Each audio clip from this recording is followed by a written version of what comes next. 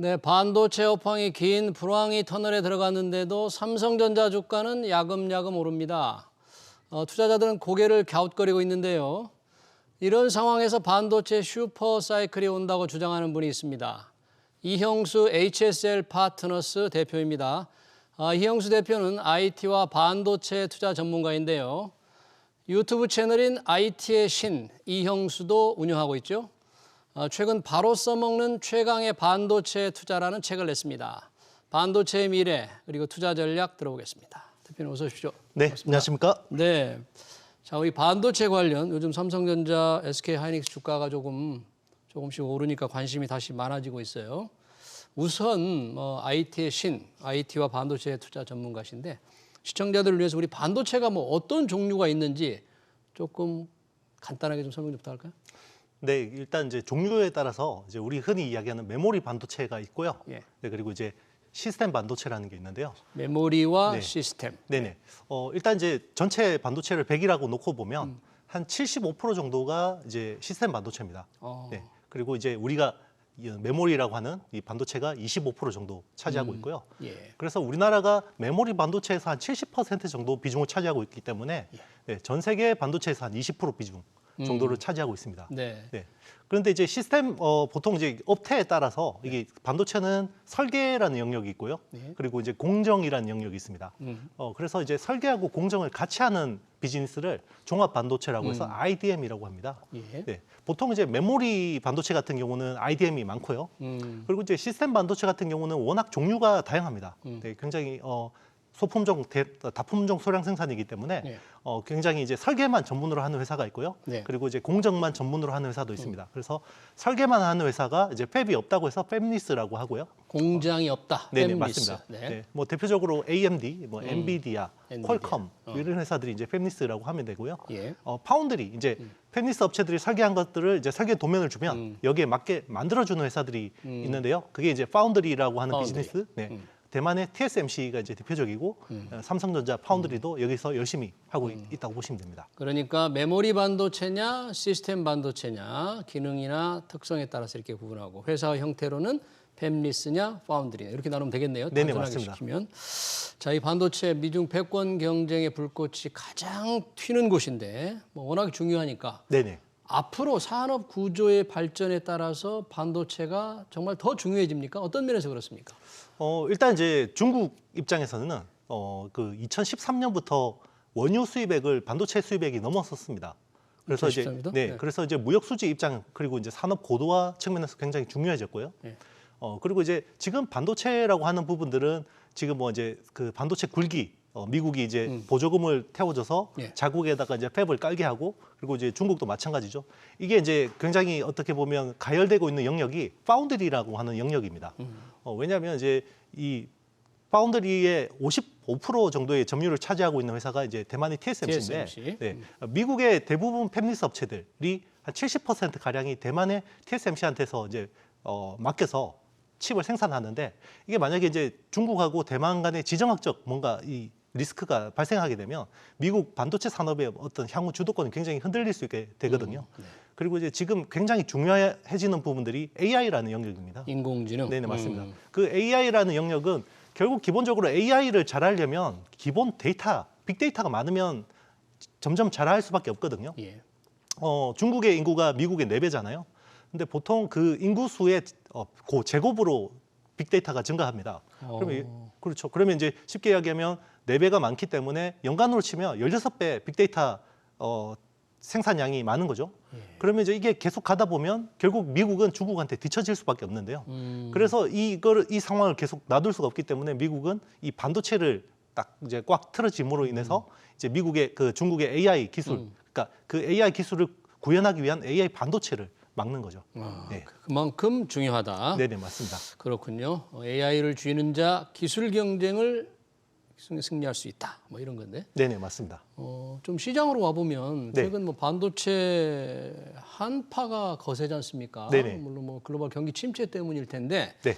이 한파가 제가 긴 불황의 터널이라고 그랬는데 언제쯤 끝날 것 같습니까?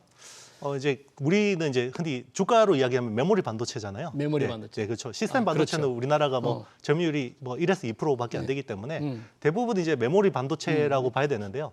메모리 반도체가 이제 바닥을 찍고 올라가는 경우는 보통 한 번에 그냥 딱 V자 반등하는 경우는 없어요. 네, 그래서 보통 쌍바닥을 찍는다고 하거든요. 쌍바닥 두 네, 번 이렇게. 네, 맞습니다. 이제 이렇게 W자를 그리고 W자. 올라가는 경우가 많은데 앞바닥은 보통은 공급단에서 나옵니다. 네. 네, 그래서 지난 가을에서 발생한 일인데 공급업체들이 생산 향후 이제 그 설비 투자를 줄입니다. 뭐 즉, 마이크론 테크놀로지 얘기한 그거예요? 맞습니다. 예, 마이크론 테크놀로지하고 키옥시아하고 SK 하이닉스가 이제 2023년 캐펙스 투자라고 하죠. 네. 설비 투자를 절반 가량으로 줄였고 그리고 이제 웨이퍼 투입, 감산에 도입한다고 했었죠. 예. 그래서 이제 반도체가 앞바닥을 찍었고요. 그게 이제 작년 가을이었는데 공급 측면에서 한번 바닥을 맞습니다. 찍었다. 그리고 이제 뒷바닥은 수요에서 나옵니다. 어. 수요에서 바닥이 어떻게 나오냐면 시중에 굉장히 많은 재고들이 깔려 있습니다. 재고, 네, 네, 재고. 반도체 네, 그렇죠. 재고가. 메모리 반도체는 이게 그 커머디티, 그러니까 이제 그 어떻게 뭐 범용 제품이기 때문에 재고가 있죠. 시스템 반도체는 주문을 받아야지 생산하기 때문에 그런 이슈에서 좀 자유로운 편인데 메모리는 재고라는 게 깔려 있기 때문에 수요가 꺾이게 되면 재고가 너무 넘쳐나게 되는 상황이고요. 그게 지금의 상황인데요. 이게 이제 재고가 소진되고 어느 정도 주문이 늘어나기 시작하는 때가 있습니다. 그게 이제 올 하반기로 보고 있는 거고. 올 네네, 하반기? 맞습니다. 그런데 중요한 거는 주가는 6개월이나 9개월 선행해 버린다는 거죠. 네. 그래서 최근에 주가 메모리 반도체 주가들이 반등을 하고 있는 게 네. 하반기에 어떤 그 업황이 돌아서는 거를 선반영하고 있다. 이렇게 보고 있습니다. 그러면 네. 말씀하신 대로 메모리의 시장 재고가 줄어들고 고객 주문이 늘어나는 그거를 알아낼 수 있는 뭐 지표 같은 게 있어요? 일반 투자자들이 어떤 걸 보아야 돼요? 일단은 이제 주문이 늘어야 되는 건데요. 네. 이제 고객사들 주문이 늘어야 되는 거죠. 예. 예를 들면 뭐 중국의 스마트폰 업체들, 뭐 샤오미, 오포, 비보 같은 업체들이 주문을 갑자기 많이 하기 시작했다. 라고 하면 그게 어느 정도 재고가 소진됐다라는 거고요. 그리고 이제 뭐 기존의 삼성전자나 SK 하이닉스 재고가 만약에 뭐 12주 분량이 남아 있는데 이게 어느 순간 뭐 8주나 9주 수준으로 줄었다더라라는 예. 그런 이슈들이 나오면 주가가 먼저 반응하게 돼 있습니다. 올해 그리고 이 반도체 뭐 전망치 종류별로 조금 다를 수 있지만 시장 점유율 전망치라든지 시장이 늘어나는 건 어떻게 지금 예상이 되고 있습니까? 네, 전체 반도체 시장은 아무래도 경기 침체 영향 때문에 작년에 비해서 역성장을 할 수밖에 없습니다. 줄어든다. 네네, 맞습니다. 그 특히나 이제 그 코로나19 이후로 그 어떤 반도체 시장에서 시스템 반도체가 굉장히 많이 어떤 큰 사이클을 그렸었고요. 그 수혜를 톡톡히 본 게 TSMC였고 이제 통상적으로 2013년이나 16년 같은 경우는 이제 2013년에 모바일 사이클이 일어났었고 2016년 이제 클라우드 서버 쪽 이제 사이클이 일어났을 때는 시스템 반도체하고 메모리가 같이 좋아졌습니다. 예. 그런데 이번에는 굉장히 좀 특이한 사례였는데요. 시스템 반도체 파운드리는 좋은데 메모리 반도체는 안 좋았던 거죠. 네, 그게 지금의 어떤 메모리 반도체의 불황을 만들어낸 거고요. 예. 이게 반대로 이야기하면 메모리 반도체의 어떤 공급 능력을 굉장히 약화시킨 요인이 됐습니다. 그래서 이제 앞으로 투자를 많이 줄이기 때문에 향후에 공급 능력이 떨어져 있겠죠. 예. 그런데 최근에 뭐 챗 GPT라든지 갑자기 생각지 않은 수요들이 갑자기 튀어나오는 경우가 있죠. 예. 뭐 메타버스라든지 자율주행차라든지 이런 것들이 수요가 우리가 생각하는 거에서 조금만 더 올라오게 되면 이게 또 공급 부족이 일어날 수 있고 그게 결국은 슈퍼 사이클로 규결될 수 있다는 논리입니다. 슈퍼 사이클이 올 수 있다. 네네. 그런 거예요? 네네, 그럼 맞습니다. 새로운 분야의 수요가 계속 늘어날 수 있다. 네네. 언제쯤 그런 게요? 지금 이제 메모리 반도체 수요를 놓고 보면요, 제일 중요한 영역이 세 가지가 있습니다. 예. 일단은 전체 그 디램만 놓고 보면 어떤 수요의 40%를 차지하는 게 서버입니다. 서버. 네, 이제 클라우드라든지 뭐 기업형 엔터프라이즈 같은 것들이고요. 그리고 이제 모바일이 30% 후반 정도 됩니다. 스마트폰. 예. 원래는 스마트폰이 서버보다 비중이 컸는데 작년에 역전됐어요. 그래서 두 개 합치면 거의 80% 정도 비중이 되죠. 예. 그리고 한 13% 정도가 이제 PC 쪽입니다. 그러면 이제 이 세 가지 수요처를 놓고 보면 스마트폰이나 PC는 지금 기대할 게 없죠. 왜냐하면 이 소비 제품이잖아요. 아무래도 경기에 경기가 영향을 안 받게 좋으니까. 됩니다. 네, 예. 소비자들이 지갑을 닫게 되면 예. 스마트폰이나 PC 구매를 줄일 수밖에 없죠. 그런데 서버는 일종의 인프라 성격입니다. 기업들이 투자하기 때문에 B2B 성격인데요. 뭐 오늘도 그 마이크로소프트 그 클라우드 서비스가 7시간 다운돼서 문제가 났잖아요.